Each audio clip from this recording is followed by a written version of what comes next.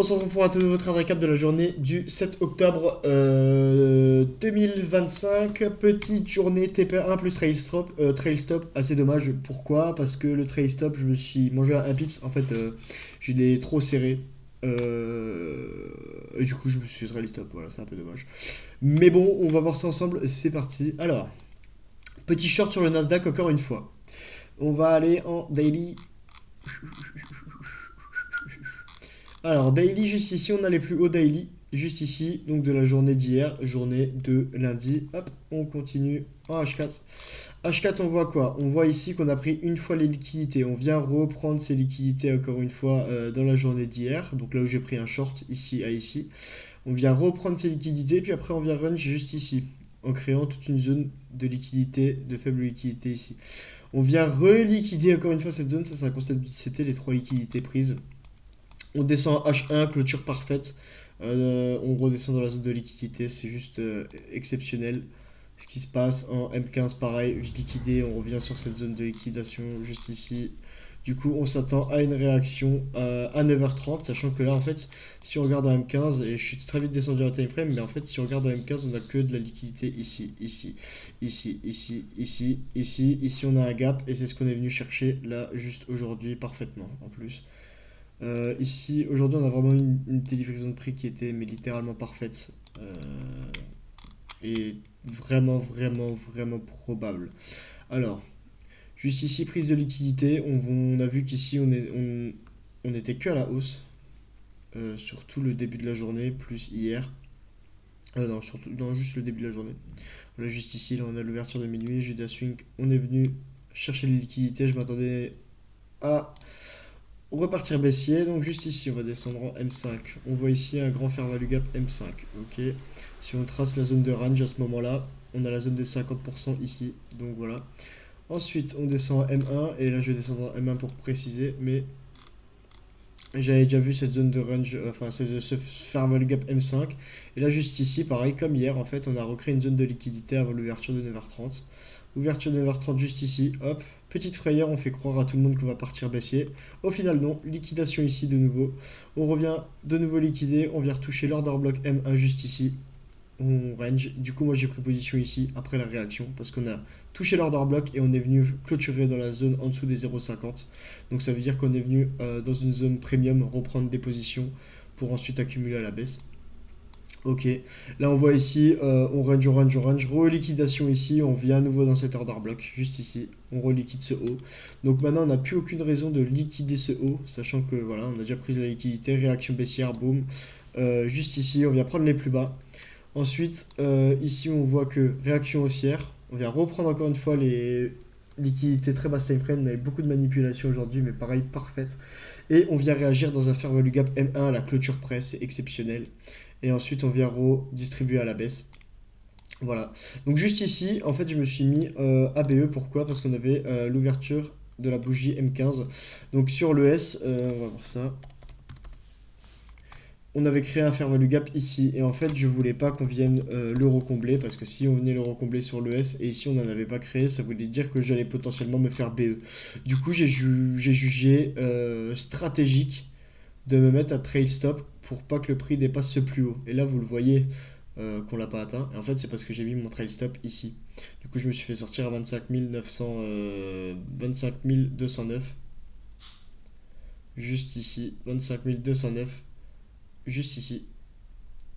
Voilà, et après on voit que le prix a bien délivré à la baisse parce que je voulais pas qu'on vienne retracer, ça aurait juste pas de sens parce qu'on a déjà sorti toutes les liquidités avec les manipulations qu'on a eues.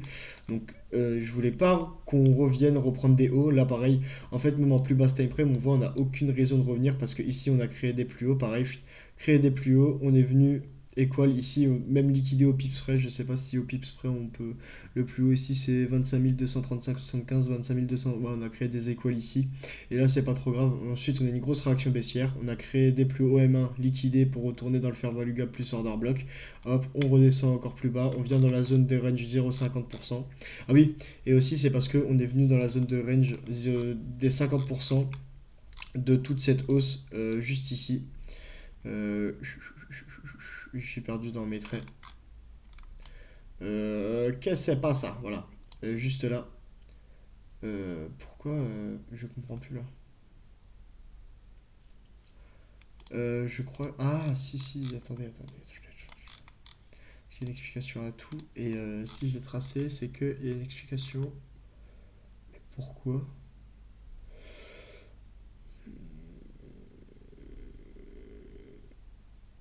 Attends.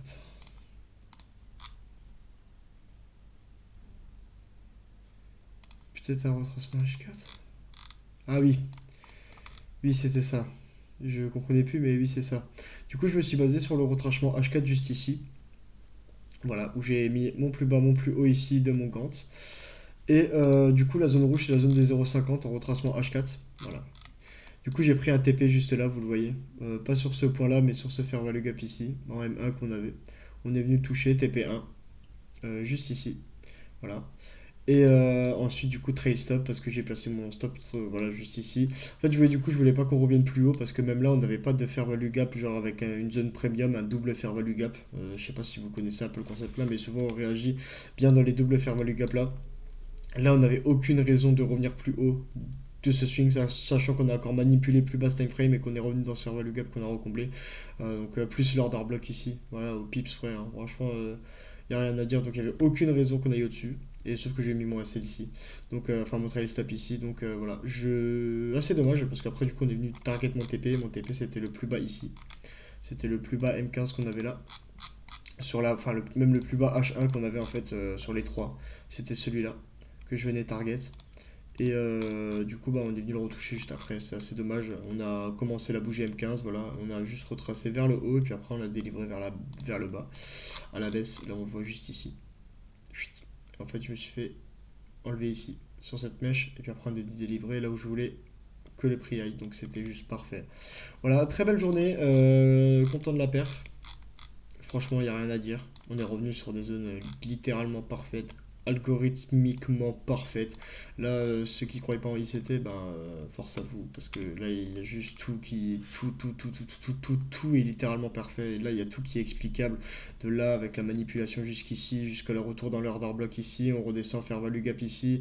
Voilà, avec la l'ouverture de la bougie M15 juste ici, plus la divergence qu'on avait créée avec le S, etc. Il y a tout qui est parfait et qui montre que là, on a vu juste une super belle délivraison probable. Et là, on réagit de nouveau dans l'ouverture du gap, juste ici. Voilà. De, de l'ouverture de la semaine. Donc voilà, c'est juste. Et pourtant, voilà, au pips près, quoi. C'est ça qui est ouf. Donc voilà, assez content de la perf. Aujourd'hui, je me suis arrêté ici, voilà, je me suis fait trail stop, j'ai arrêté. J'ai pas recherché à reprendre de position parce que de toute façon il y aura d'autres open demain ou après-demain. Toujours encore et plus détendu devant les graphiques comparé à avant parce que du coup je retravaillais encore ma psychologie, je l'ai travaillé, j'ai travaillé et là vraiment j'ai à force d'aider, du coup j'ai à force d'aider des gens à le faire. Ça m'a permis de me remémorer des exercices que j'avais avant. Du coup, là, vraiment, je suis super posé devant mes graphiques. Je suis vraiment content. Et j'arrive vraiment à avoir une très bonne lecture de prix en ce moment. Donc voilà, on va continuer sur cette lancée. Parce que là, je suis très content. Donc voilà pour tout aujourd'hui. Très belle livraison de prix, c'est dommage. Du coup, j'ai eu un R de 1,61 au lieu d'un R de 4 à peu près. Donc là, je me suis fait en dollars. En gros, je me serais fait à peu près. Il y avait 220 dollars sur mon dernier lot. Donc ça m'aurait fait 320 dollars sur la journée. Ce qui était pas dégueu, c'est ce que je voulais target. Sachant que j'ai pas pris un risque total. J'ai pris un risque de 111 dollars sur la position parce que avant j'étais pas là, j'étais en voiture et j'avais des choses à faire tout là, j'ai pas vu. Donc voilà, je suis venu un peu précipitamment sur les graphiques, donc je voulais pas risquer non plus tout, enfin mon risque initial quoi. Voilà, assez parlé. Sur ce, aujourd'hui vraiment une très jolie délivraison de prix. Hier pareil, là, la semaine je pense qu'elle va être magnifique en délivraison de prix. Donc sur ce les amis, je vous fais des bisous, on se voit pour le prochain trade recap. Bye bye.